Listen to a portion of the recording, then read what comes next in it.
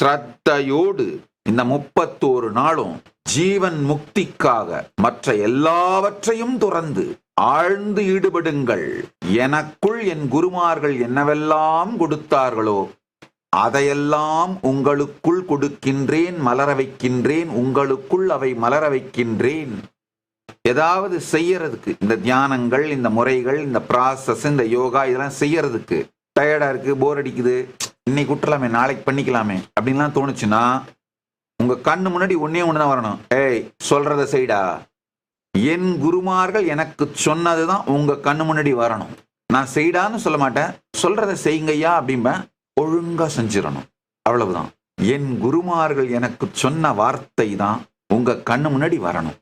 ஜீவன் முக்தி தான் வாழ்க்கையின் ஒரே நோக்கம், மீதி எல்லாமும் வீண். ஜீவன் முக்தி இல்லாமல் எந்த சொத்து, சுகம், உறவு, பணம், காசு, வேலை, பதவி சகலமும் வீண். Register for the upcoming UAN Summit. Subscribe to the channel.